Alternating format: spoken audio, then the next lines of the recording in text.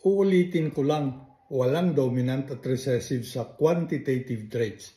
Lahat ay pantay-pantay, kung kaya kalimitan, average ng mga magulang ang nakikita sa anak. Magandang halimbawa rito ang istasyon ng manok.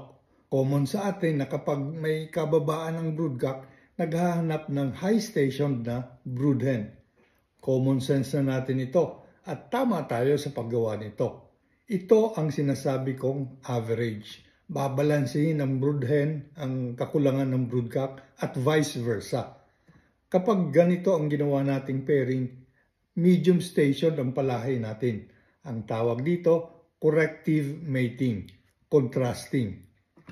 Minsan, imbes na medium lang ay nagiging medium to high. Ito ang halimbawa ng hybrid vigor.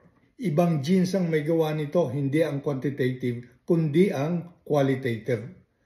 Kapag nagkaroon ng tinatawag na overdominance, lumalabas na mas maganda o mahusay ang anak sa average ng magulang niya.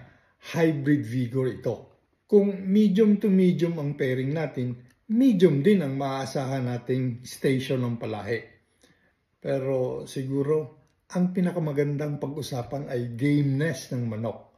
Hati kasi ang opinion kung sa broodcock ba o sa broodhen ang nagaling ito. Una, babaliin ko na ang paniniwalang sa isang magulang lang ito nakukuha.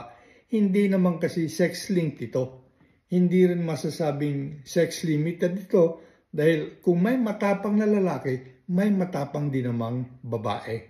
Pero bago natin pag-usapan kung paano ito namamana, i-classify muna natin siya. Definitely, hindi siya qualitative. Wala naman kasing gameness na dominant.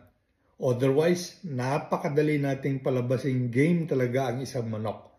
Pangalawa, pag-uugali ang gameness. Ang isang sigurado ko, napipili para maging matapang ang manok. Kaya nga, meron tayong mga bloodlines na super game eh. Para rin sa tao, yung totoong walang takot, game yon. At madali mong makita ang kaibahan niya sa iba. Sa manok, alam din natin kung matapang, pasugod, at kung minsan walang pakundangan basta't masugod lang niya ang kanyang katunggali. Ano ang sinasabi natin? Na ang gameness siyang quantitative trait.